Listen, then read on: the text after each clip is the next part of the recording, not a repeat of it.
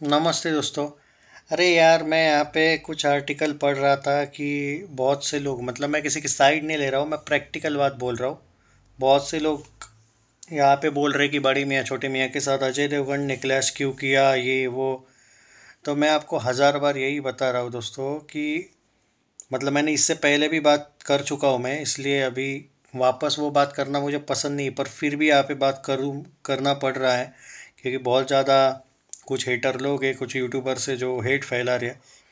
मैं आपको ये बात, और उनको इतनी अक्ल तो चाहिए, मे भी वो भी जानबूझ के ही कर रहे हैं ऐसा लग रहा है मुझे, कि आप भी तो पुराने यूट्यूबर हो, फिर भी आप अगर आप जैसे लोग जानबूझ के भड़काएंगे तो होने कुछ नहीं वाला है। मैं एक ही बात कहूँगा, अरे थोड़ा तो लॉजिक अक्ल लगाने की ज़रूरत है उन यूट्यूबर्स को जो ये ब्लेम कर रहे हैं एक एक्टर को। अगर इनका इतना ही झगड़ा होता ना, तो ये अंबानी के जो इवेंट है ना, उसमें एक दूसरे के साथ बात भी नहीं करते, मिलते भी नहीं एक दूसरे से। ये पहली बात है, अक्षय अजय की बात कर रहा मैं।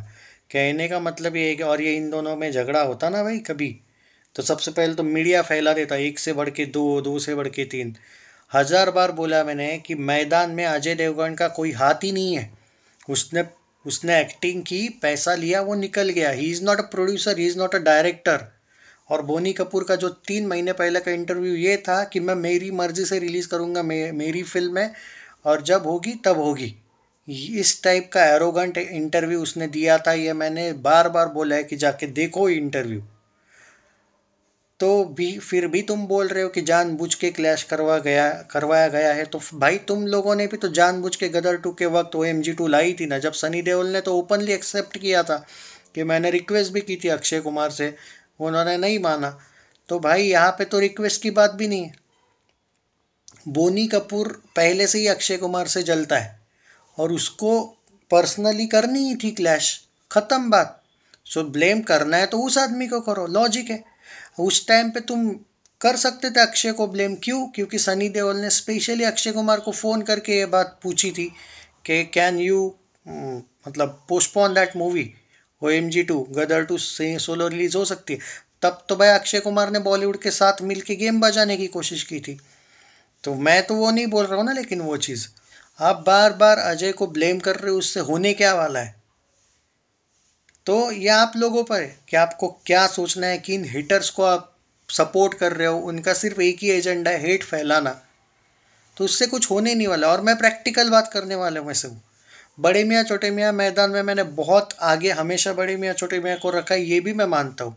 लेकिन आप इस तरीके से हेट फैलाने वाले हो तो भाई अपना दोनों को सपोर्ट नहीं है फिर। ना अक्षय को ना अजय को। As a critic, as a reviewer मैं बस रिव्यू दूंगा, ख़त्म बात। पर मैं, क्योंकि दोनों भी रियल कलेक्शन देते, ऑर्गेनिक देते, कोई झूठ मूठ नहीं रहता है उनके कलेक्शंस में, रियलिस्टिक वे में जीते हैं, इसीलिए दोनों को कर रहा हूँ सपोर्ट और हमेशा करता रहूँगा। लेकिन ऐसे यूट्यूबर से आपको बचना है जो हेट फैला रहे हैं। सिंपल बात है, जाके एक बार विकिपीडिया देखिए मैदान का, क्या उसमें अजय देवगन फिल्म्स लिखा है? क्या प्रोड्यूसर कौन है देख लो जाके, और डायरेक्टर कौन है देख, जाके देखो। हाँ, शैतान को क्लैश करवाते तो तुम बोल सकते थे को प्रोड्यूसर है अजय देवगन उसका, उसको बोल सकते थे आप कि भाई क्यों किया शैतान। तब मैं भी बोलता कि हाँ जानबूझ के किया। हाँ, ये मत भूलो कि OMG 2 का जो को प्रोडक्शन था वो पूरा का पूरा हाथ में अक्षय कुमार के था, प्रोड्यूसर थे वो आराम से हटा सकते थे गदर 2 के वक्त। फिर तो सनी देओल फैंस जो बोल रहे हैं अक्षय के बारे में, फिर वो सही है कि जैसी करनी वैसी भरनी। थोड़ा सोचो कि कौन कितना भड़का रहा है आपको झूठ मूठ का। फिर अगर जस्टिस चाहिए ना आपको, तो फिर जस्टिस तुमने सनी देओल को भी देना चाहिए था। अब वो जो हो रहा है वो सही हो रहा है, जैसे उस टाइम पे हुआ था। वहाँ पे अगर वो ये हो जाता तो आज हम भी ब्लेम करते कि भाई अक्षय कुमार कितना दिलदार है, उसने गदर 2 के लिए अपनी जगह छोड़ दी और उसके साथ इनजस्टिस हो रहा है इस बार। इनजस्टिस तो नहीं हो रहा है मेरे भाई, उसने भी यही किया था, अभी भी यही हो रहा है। तो भाई यहाँ पे सवाल यही आता ही नहीं। मैं तो ओपनली बोल रहा हूँ कि बड़े में छोटे मियाँ का कलेक्शन अच्छा रहेगा क्योंकि वो बड़ी फिल्म है, उसके स्क्रीन्स भी अच्छे रहेंगे। पर मैदान भी अच्छा खासा कलेक्शन कर सकती है। अब जिनको बॉयकॉट करना है कर लो, कोई फ़र्क नहीं पड़ने वाला है बॉयकॉट करने से मैदान को। उसकी अलग ऑडियंस है, BMCM की भी अलग ऑडियंस है। पर ब्लेम करना, झूठ मूठ का फैलाना, जो लोग हैं ना, इनके वीडियोस रिपोर्ट किया करो ना। अच्छे लोगों को तो बड़े रिपोर्ट करते हो आप लोगों पर है भाई, ऐसे लोगों से बचो। क्या मिलेगा? मतलब बेवजह फैला के।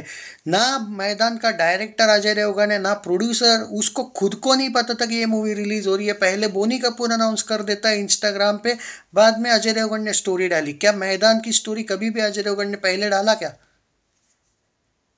शैतान को लेके बोल सकते हो, करना है तो ब्लेम करो ना। अगर शैतान आती उस दिन तो ब्लेम कर सकते थे।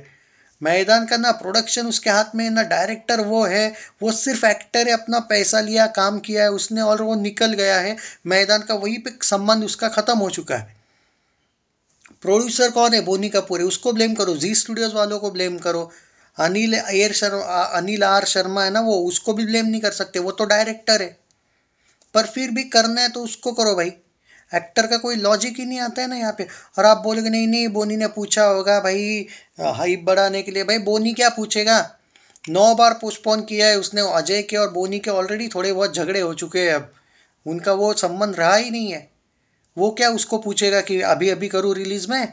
उसने तो ओपनली मीडिया के सामने बोला था कि नहीं भाई, मैं मेरी मर्जी से रिलीज कराऊंगा मैदान, मुझे बताने की जरूरत नहीं किसी ने मुझे।